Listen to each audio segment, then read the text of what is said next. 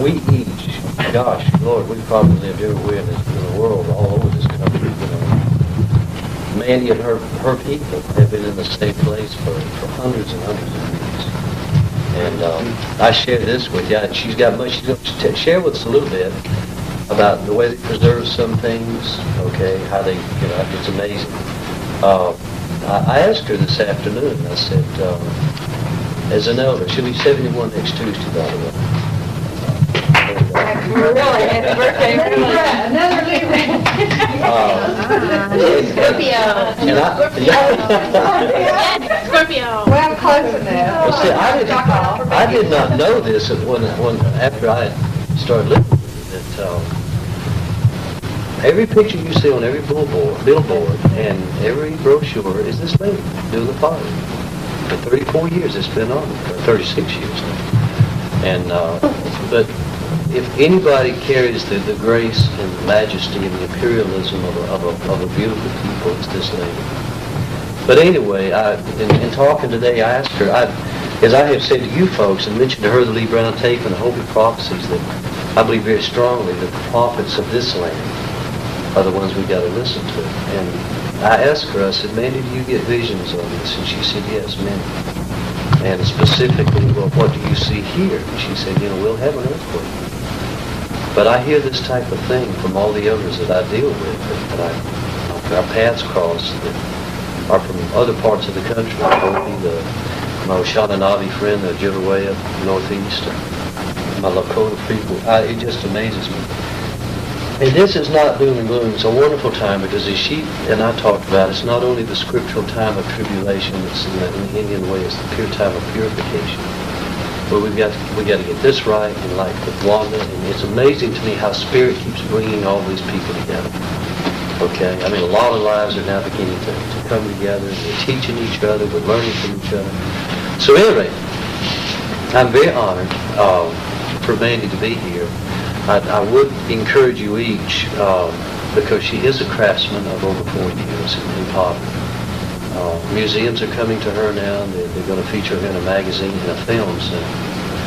And but this lady here has probably touched thousands and thousands of lives. Okay? But I really encourage you to take a look at her pottery. That stuff sitting in there is usually worth about $35 to $45 in museums and this kind of thing, or shops, whatever. I have sat many a night while this gracious creature would sit there with that old piece of board across her lap, a big old clump of clay, and just make something gorgeous out of it. And she can do about, what is it, 2 dozen and a half a day? About that. I mean, it's just amazing. But you know, she's putting that love and that spirit into each one of them. But anyway, Miss Mandy, if you would just share with us some of the things we talked about earlier about, and feel free to ask questions, okay? Because that sort of gives her a feel for how to do things. But like we were talking about how you preserve things, like cabbage. Well, he asked me about how we put up our stuff way back. Our grandmothers before I was born, before I was married. Well, my mom and daddy used to farm a lot. And he raised corn, raised taters and cabbage and cane. He made syrup himself. And then whenever the corn got dry, he cut the tops. And then in November, then he gathered the corn, put it in a crib.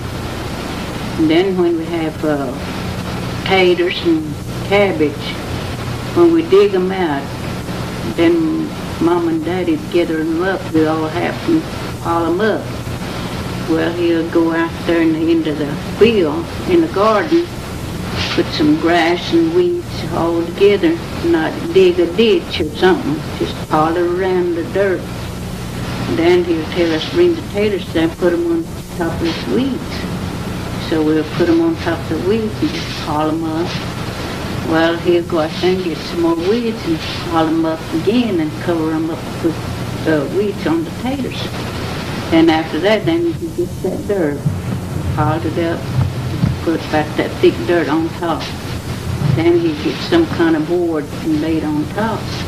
And that's where he kept his taters through the winter, after he digged them out of the ground. and they stay dry, and when you dig them, you just have to make a hole down the bottom enough to get your taters that way with one hand, not let the air go in there, because if the air goes in there, it'll make them spoil, you know, where the air hits them. And then the cabbage, now, she used to make Daddy dig a ditch about that far, and she'd get that cabbage and stick it down in the hole and let the roots up in the air, just turn it over, and then she'd cover it with grass, just this old grass that grows in the field, and then put the dirt over it, and that's where she kept her cabbage. And when she got ready to eat, want cabbage in the wintertime, January, we go out there and dig it up like cabbage to cook. And it would swell back up to its original size, this one. And we done the same way with the turnip greens. You know, when they got heads, you can bury them in the dirt, and you can dig them up in January, and there be some sprouts on them. And they're good to eat when they be digged out of the ground. And now that's the way we kept our food way back.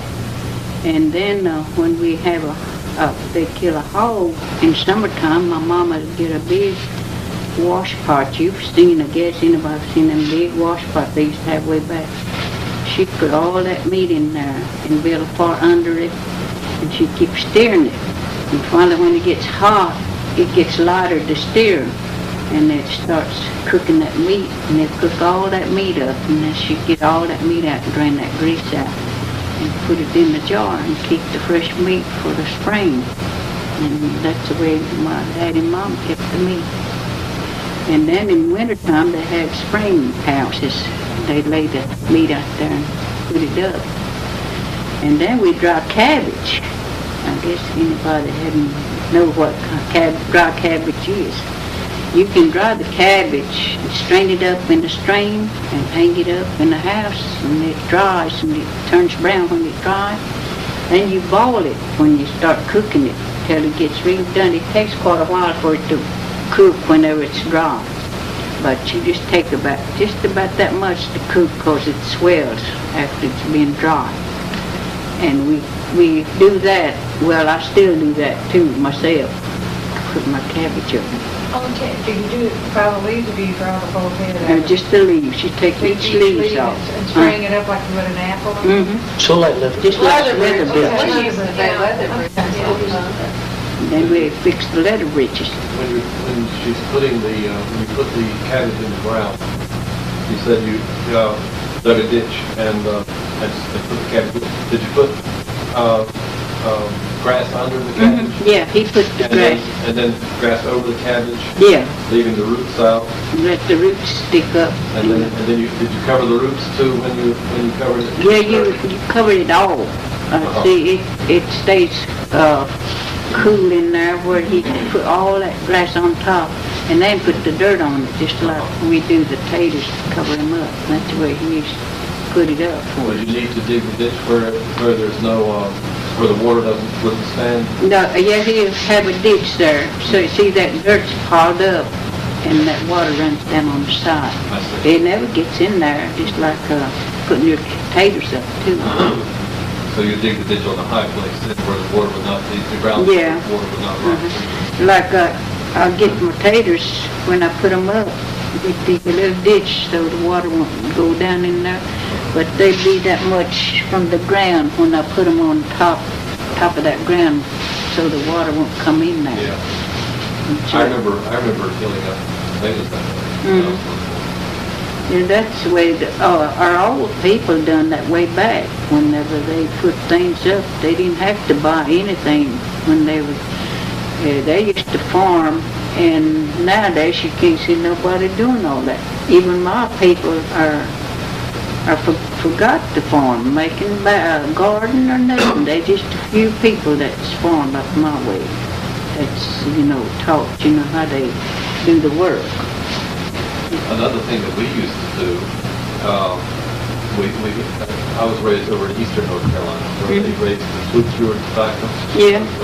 Farm, they would, toward the end of the tobacco season, when they dug the potatoes, they would throw the potatoes in there inside this barn and heat it up a little bit. And this kind of dried the skins out, so, and then they just leave them there in the barn, on the ground.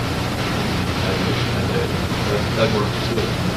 Well, my daddy has to leave them out in the sun a while till they all dry up good, you know. See, they're wet when you get them out of the ground. He let them lay there till the next day, then he'll bury them so they can be really dry. And if you bury them right away, he said they'll rot, you know, or they damp. And that's the way he used to put his potatoes out. And all that, what we had to do, it was, I was thinking, when somebody asked me, how do you like, would you like to go back on way back, or you like it now like it is this time of year? And I just told them no. I'd rather go back where when I was a little kid. It wasn't as bad like it is now. And we were all happy. And I said, then way back,